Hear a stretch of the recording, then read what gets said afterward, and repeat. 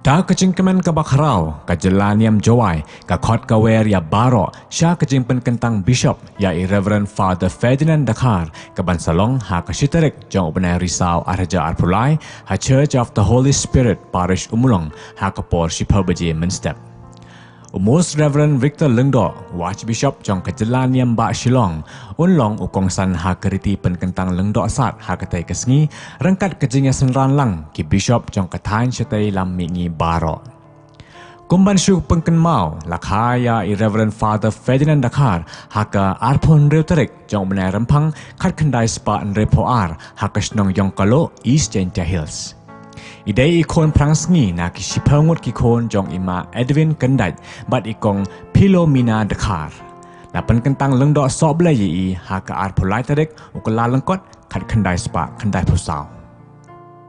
Menta ngau bahaban skap ya kene kecing penbait na kebenta ki lenti yait bat ki jaka peniang kali na kebenta jong barok ki bawan sya kene kesngi penkentang lengdok sat.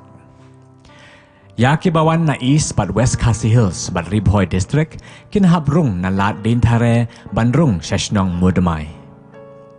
Ya ki bawan na Parish Amlarem bat ki thany war jaintia kin rung bet na lat dem thring ban poi shamudamai. Ya ki bawan na Parish Namdong, Parish Mansengat, Parish Yongchuet bat ki thany nong jingi kin rung na ki lat kashnong wa yajer. Ya ki bawan na Thain Jawai, East but West Gentia Hills, kinrung nalat CHC Umulong. Kindon ki volunteer, ha baro kini ki jaka ban yalam bat pen i lenti ya pi ki pai baro ban kamsuk kayat kayeng bat kajaka penyang kali. Ya ki badan karpas, ki day ban ta ya ki stiker, kamtam ki kali jong ki padar bat sister. Bat la kerparu ya baro ki kali bawan jingeseng ban te da ki lama le kenang ban pensuk ya ki volunteer ban penya ya ki kali. Kumban syupen ken mau kindon ki jaka penyang kali ki bakam jengai kandiat na ka jaka le niam bat haban ya kijat kumba shipau lane khasan minute AA.